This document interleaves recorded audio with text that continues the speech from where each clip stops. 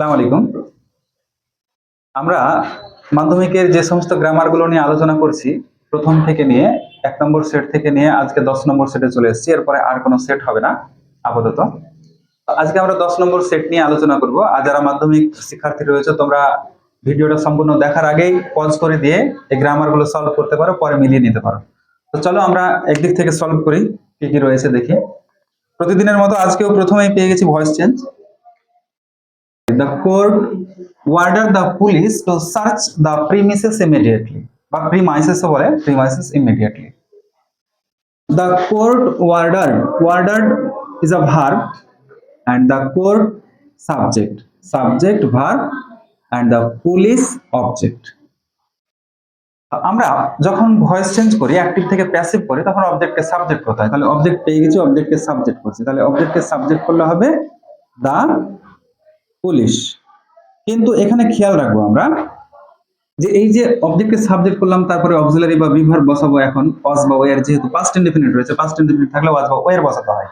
Police plural হিসেবে ব্যবহার হয়, তার জন্য আমাকে কিন্তু ওয়্যার ব্যবহার করতে হবে। ওয়াজ ব্যবহার করলে ভুল হয়ে যাবে। এটা প্লুরাল ফর্ম, মানে প্লুরাল নাউন হিসেবে ব্যবহার হয়। তাহলে দা পুলিশ ওয়্যার, 3 নম্বরে কি আছে? Main verb. তাহলে order, the police were ordered to search the premises বা premises immediately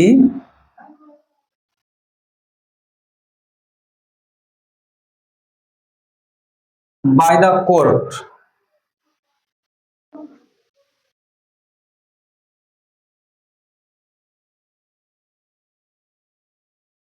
আচ্ছা, একটু এদিকে দেখো, উপরে লিখলাম জায়গার অভাব। The police were ordered to search the premises immediately by the court. আমরা অন্যভাবেও লিখতে পারি এটাকে, the police were ordered by the court to search the premises immediately, এভাবেও লিখতে পারবো। তাহলে এটা হয়ে গেল আমাদের প্যাসিভ। শুধু খেয়াল রাখবো এই জায়গাটাই, মানে ট্রিক্সটা কোথায় রয়েছে, যে এই যে সাবজেক্টটা রয়েছে, এখন মানে অবজেক্টটাকে সাবজেক্ট করলাম দা পুলিশ। এই দা পুলিশটাকে দেখে সিঙ্গুলার মনে হতে পারে, যার জন্য অনেকে ওয়াজ লিখলেও ভুল হয়ে যাবে। Next, narration change. Let us not jump to the conclusions before we have all the facts, said the detective. Detective মানে গোয়েন্দা। রিপোর্টেড স্পিচে থাকা সেন্টেন্সটা কোন সেন্টেন্স রয়েছে? লেট দিয়ে রয়েছে, মানে ইম্পারেটিভ রয়েছে।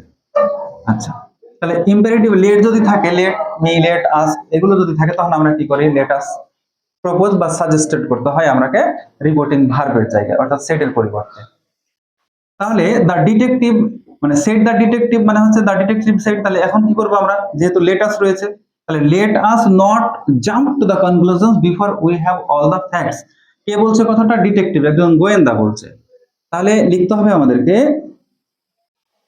the detective suggested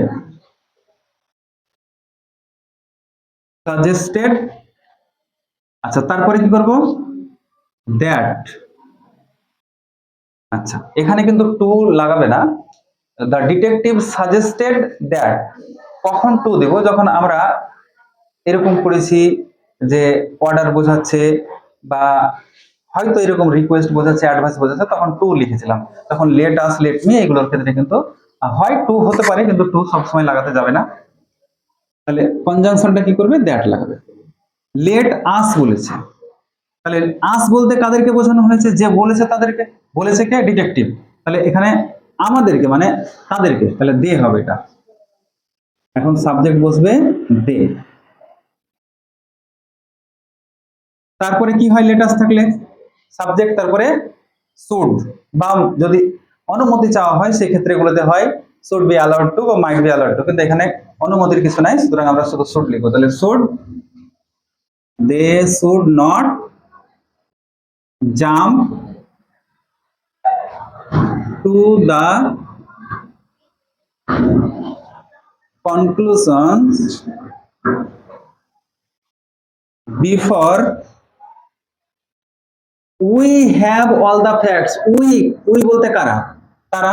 তাহলে they have রয়েছে, যেহেতু এখানে রিপোর্টিং ভার্ব পাস্ট টেন্স রয়েছে, তাই have হয়ে যাবে had। They had all the facts. Answer হয়ে গেল। এখানে তোমরা দেখলাম খাতা দেখছিলাম তো কেউ কেউ হ্যাভ রেখে দিয়েছিলে, তাহলে ওটা চেঞ্জ হবে কেন? আমরা জানি যে রিপোর্টিং ভার্ব পাস্ট টেন্সে থাকলে সাধারণত রিপোর্টেড স্পিচের টেন্সের পরিবর্তন হয়। Number 3, he worked extremely hard day and night. He aimed at securing the top rank. কি করতে বলা হয়েছে এটা? এটা বলা হয়েছে আমাদের join into a simple sentence. Simple sentence বলা হয়েছে। হি worked extremely hard day and night মানে সে দিন রাত, ডে অ্যান্ড নাইট দিন রাত কঠোর পরিশ্রম, একেবারে অত্যন্ত কঠোর পরিশ্রম করছে, কঠোর পরিশ্রম করে কাজ করছে। He aimed at securing the top rank, তাহলে তার উদ্দেশ্য কি ছিল? তার উদ্দেশ্যটা ছিল একেবারে টপ র্যাঙ্ক করা। তাহলে প্রথমত যখন সিম্পল সেন্টেন্সে জয়েন করতে হয় তোমাদেরকে বারবার বলেছি, অনেকগুলো হয়েছে এর আগে, যে সাবজেক্টের মিল দেখবে, যে সাবজেক্টের মিল আছে কিনা। যদি সাবজেক্টের মিল থাকে তাহলে বলেছিলাম টু পিনের রুলস অ্যাপ্লাই করতে। টু পিন মানে পার্টিসিপল বা preposition with noun or জিরান্ড infinitive noun in position, চারটা আছে টু পিনের মধ্যে। সাধারণত এগুলোতে সাবজেক্টের মিল থাকে, 100% নয়, তাহলে সাধারণত মিল থাকে। নাউন ইন পজিশনে কি বলেছিলাম? যে নাউনটাকে যদি ব্যক্তি হয় তাহলে ওই নাউনকে কে দিয়ে প্রশ্ন করলে উত্তর পাবো। আচ্ছা, এখানে তো নেই, নাউন নাম নেই। ইনফিনিটিভে বলেছিলাম যে সাধারণত টু প্লাস ভার্ব ওয়ান থাকবে অথবা একটা উদ্দেশ্য থাকবে। ইনফিনিটিভে উদ্দেশ্য থাকবে, এখানে দেখো উদ্দেশ্য রয়েছে। তাহলে he worked extremely hard day and night, he aimed at securing the top rank. তাহলে উদ্দেশ্যটা কি?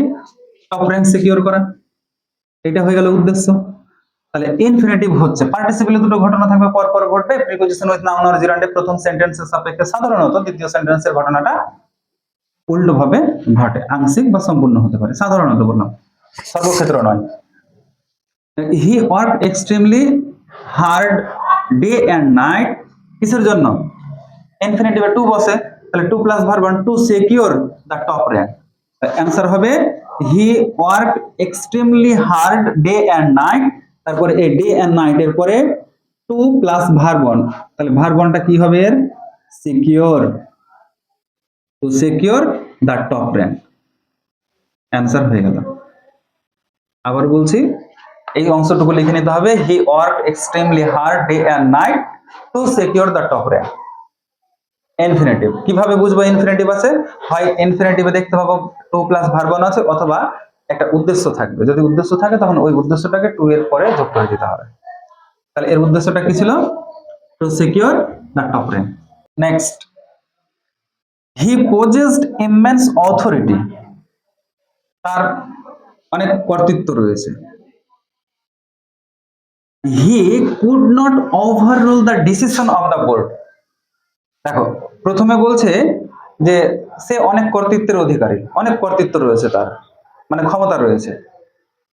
তারপরে বলছে এখানে এই সেন্টেন্সে হি could not overrule the decision of the board, বোর্ডের যে সিদ্ধান্ত সেই সিদ্ধান্তটাকে কিন্তু সে ওভাররুল করতে পারছে না। মানে কি? মানে সেটাকে ভাঙতে পারছে না, বাতিল করতে পারছে না, এক কথায় ওভাররুল মানে বাতিল করা। তাহলে বেশি ক্ষমতা থাকলে তো বাতিল করার কথা ছিল, বাতিল করতে পারলো না, কমপ্লেক্স করতে বলেছে। তাহলে কমপ্লেক্স করতে গেলে কি হবে? মানে যখন দুটো বিপরীত ঘটনা থাকবে তখন দো বা অল দো, তাহলে কি হবে? দো প্রথমে হবে, বলে দিচ্ছি, though he possessed immense authority comma he could not overrule the decision of the board. যদি এটাকে আমরা কমপ্লেক্সের জায়গায় কম্পাউন্ড করতে বলতো তাহলে কি করতাম? আমরা যখন দুটো বিপরীতার্থক ঘটনা থাকে তখন কি করি?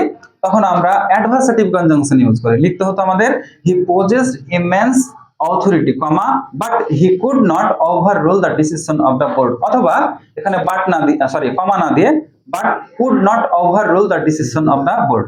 যখন সম্পূর্ণ সেন্টেন্সটা লিখবে তখন বাটের আগে বা কনজাংশনের আগে কমা দিতে বলেছিলাম। আচ্ছা, হয়ে গেল। Next, few cities in Asia are as prosperous as Singapore। এখানে দেখো একটা ছোট্ট ট্রিক ইউজ করা হয়েছে, ভেরি ফিউ না দিয়ে ফিউ সিটিজ লেখা হয়েছে। এবার very few, sir very few দিয়ে শিখেছি, ভেরি ফিউ তো না, এখানে শুধুমাত্র ফিউ সিটিজ রয়েছে। ভেরি ফিউ যেমন রুলস এটাও সেম। তাহলে ভেরি ফিউ যদি থাকতো তাহলে কি হতো, সিটিজ থাকতো মানে প্লুরাল নাউন থাকতো, ঠিক ওইরকমই আছে। তাহলে ভেরি ফিউ সিটিজ নেই, লেখা আছে few cities in Asia are as prosperous as Singapore.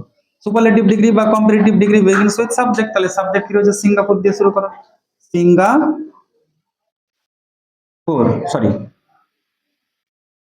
Singapore, তারপরে ভার্ব, যেহেতু সিঙ্গাপুর সিঙ্গুলার, ইজ, তাহলে সিঙ্গাপুর ইজ, তারপরে ডিগ্রি, যেটা ডিগ্রি করছে। এবার ভেরি ফিউ যদি থাকে তখন আমরা লিখেছি অন অফ দা, আমাদের এখনো লিখতে হবে অন অফ দা, তারপরে degree, one of the most prosperous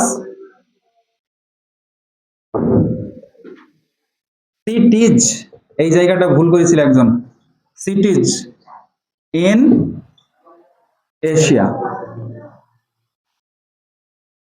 তাহলে Singapore is one of the most prosperous cities in Asia. যদি আমাদের কম্পারেটিভ করতে বলতো তাহলে কম্পারেটিভও সাবজেক্ট দিয়ে শুরু হতো, তাহলে কি হতো, Singapore is more prosperous than most other cities in Asia. কি হতো তাহলে, এখানে বললাম কম্পারেটিভ করতে হলে more prosperous than most other cities in Asia. এটা কি, এটা হলো কম্পারেটিভ। তাহলে সুপারলেটিভ কম্পারেটিভ দুটোই করে নিলাম। নেক্সট চলি আমরা, আর লিখতে হবে না আমাদেরকে এবার। Next, bread and butter dash is are have not the only thing that sustains a family. তাহলে এখানে সাবজেক্ট ভার্ব এগ্রিমেন্টের কি বসবে, ইজ বসবে না আর বসবে না হ্যাঁ বসবে, আসলে ইজ এবং আর ছিল, আমি একটা অতিরিক্ত লাগালাম জাস্ট। তাহলে ইজ বসবে না আর বসবে। ব্রেড এন্ড বাটার, এই ব্রেড এন্ড বাটারের মতো আরো কিছু ফ্রেজ রয়েছে, মানে আমরা কিছু কিছু জিনিস পাবো, দেখবো যে এন্ড দ্বারা একাধিক শব্দকে যুক্ত করা রয়েছে অথচ সেটা সিঙ্গুলার বোঝাবে, যেমন bread and butter, rice and curry, এগুলো রয়েছে। তারপরে পড়েছো স্লো এন্ড স্টাডি, ঠিক একইভাবে early to bed and early to rise, makes a man, ওই যে মেক্স আছে ওখানে, অর্থাৎ পুরোটাকে সিঙ্গুলার ভাবা হয়েছে। তাহলে এই সিঙ্গুলার যখন থাকবে তখন কি করতে হয় আমাদেরকে, সিঙ্গুলার ভার্ব বসাতে হয়। যেমন টাইম এন্ড টাইড, এটাকে কিন্তু দুই ভাবে ইউজ করা হয়, সিঙ্গুলার প্লুরাল দুই ভাবে, মানে ভার্বটাকে ব্যবহার করা হয়। Time and tide, wait for none বা ওয়েটস ফর নান, অনেক ক্ষেত্রে দেখতে পাবো আমরা ওয়েট ফর নান লেখা থাকে। তাহলে হয়ে গেল এটা। এটা কি বোঝাচ্ছে, রুটি রুজি, একটা জিনিসকে সিঙ্গেল একটা ইউনিটকে বোঝাচ্ছে, শুধু জীবিকা নির্বাহের উপায়টাকে বোঝাচ্ছে। নেক্সট বলছে নেদার দা মিনিস্টার নর দা অ্যাডভাইজার্স, এটা বারবার বলা হয়েছে either or, neither or, not only but also, not but, এইগুলো যদি থাকে তো সবসময় ভার্বটা কাছের সাবজেক্ট অনুযায়ী বসবে। সেই অনুযায়ী এখানে দেখতে পাচ্ছি হিজ অ্যাডভাইসার্স রয়েছে প্লুরাল ফর্ম, অর্থাৎ প্লুরাল নাউন রয়েছে, মানে এখানে হবে প্লুরাল ভার্ব, তাহলে ওয়্যার হবে। আর এখানে আরেকটা প্রিপোজিশন মনে রাখিও, এওয়ার এর পরে অফ হয়, beware of, aware of, fond of, afraid of. আচ্ছা next, a true family always support, phrasal verb বলেছে, সাপোর্টের ফ্রেজাল ভার্ব কি হবে তাহলে, stand by, support present form রয়েছে, স্ট্যান্ড বাই। নেক্সট হচ্ছে we should obey our parents, we should obey our parents, এই জায়গাটা একটু খেয়াল রাখবে কিন্তু ভালোভাবে, এটা পরীক্ষায় ভুল করো না কেউ। ওবে কি হবে, যখন কাউকে মান্যতা দেওয়া হবে সেক্ষেত্রে কিন্তু ক্যারি আউট হবে, আর যখন কোনো রুলস রেগুলেশন গুলোকে মানা হবে তখন কিন্তু হবে ওখানে অ্যাবাইড বাই, অ্যাবাইড বাই, এটা একটু খেয়াল রাখবা। দেখা গেল তোমাদেরকে লিস্টে দিয়েছে প্রিপোজিশন মানে ফ্রেজাল ভার্ব গুলো দিয়েছে, তার মধ্যে ক্যারি আউট রয়েছে, অ্যাভয়েড বাইও রয়েছে। এবার দেখা গেল যে ট্রাফিক রুলস এর কথা বলেছে, তখন কিন্তু অ্যাভয়েড বাই, আর দুটোর মধ্যে যদি একটা থাকে তাহলে তো you are very lucky. Next,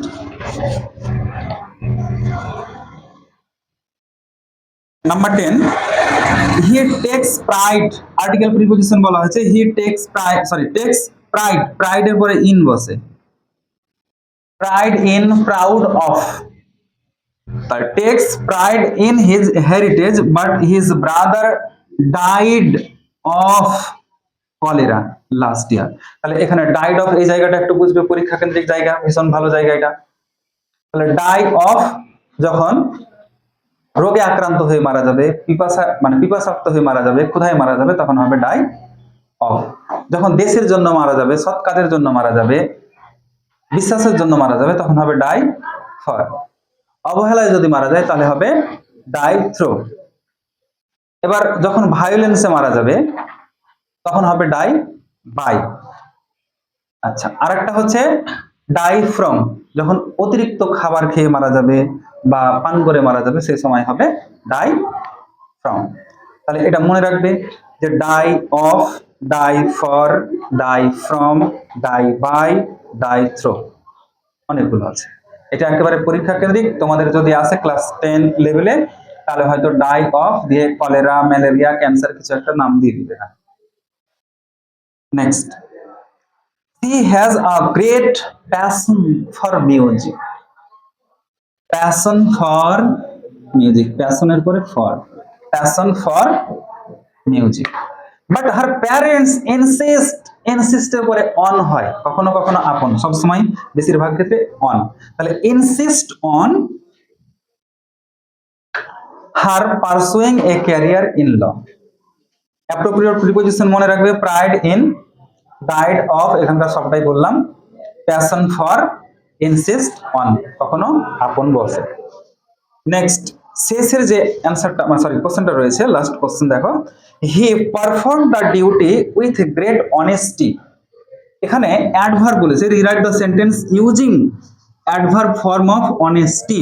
তাহলে অনেস্টির যদি অ্যাডভার্ব ফর্ম করতে হয় তাহলে আমরাকে কি করতে হবে, এবার জানতে হবে তাহলে যে honesty, what parts of speech is honesty, অনেস্টিটা কোন parts of speech? Honesty is a noun, honesty is a noun, honesty মানে সততা। এবার সততা আমরাকে বলেছি এখন কি যে অ্যাডভার্ব করতে হবে, তাহলে এই অনেস্টির অ্যাডভার্ব ফর্মটা কি বলো কেউ, যে what is the adverbial form, adverb form of বা অ্যাডভার্ব অফ অনেস্টি। তাহলে প্রথম কথা হচ্ছে স্যার এর তো নাউন ফর্ম আছে, অ্যাডভার্ব ফর্ম তো জানি না। অনেস্ট মানে কি? অনেস্ট মানে কি? আচ্ছা, আর অনেস্টলি মানে কি?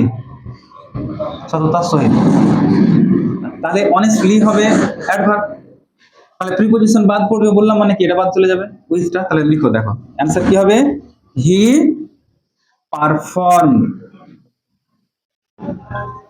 পারফর্মড দ্য ডিউটি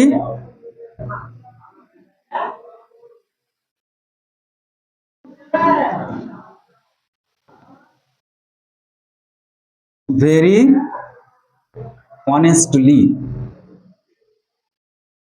না সরি, হ্যাঁ অনেস্টলি, আমি কি বললাম এটা, অনেস্টলি।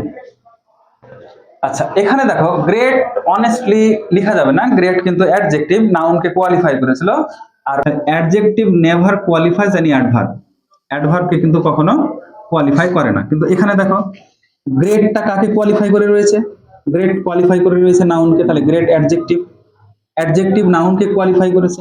কিন্তু এই নাউনটা যখন অ্যাডভার্ব হয়ে গেল তখন কিন্তু এই অ্যাডভার্বকে আর কোয়ালিফাই করার ক্ষমতা এর থাকলো না, তাহলে তখন কি করলো, কোয়ালিফাই করানোর জন্য একে তখন ভেরি করতে হচ্ছে আমরা। তাহলে হয়ে গেল answer, he perform the duty very honestly. যদি এটাতে অসুবিধা হয় কারো, আমি একটা আলাদা করে ক্লাস করবো এটার উপরে, একবার শেখানো হয়েছে আর একবার ক্লাস করবো। এখানে একটা ছক করেছিলাম, খেয়াল করো, উপরে লিখেছিলাম নাউন, ডান দিকে অ্যাডভার্ব, বাম দিকে অ্যাডজেক্টিভ, নিচে ভার্ব দিয়ে বোঝানো হচ্ছিল। ঠিক আছে, এই পর্যন্ত। তাহলে নেক্সট আমরা আলাদা আলাদা করে পার্ট করে শিখবো, যেখানে যেখানে আমাদের অসুবিধা হচ্ছে আর কি।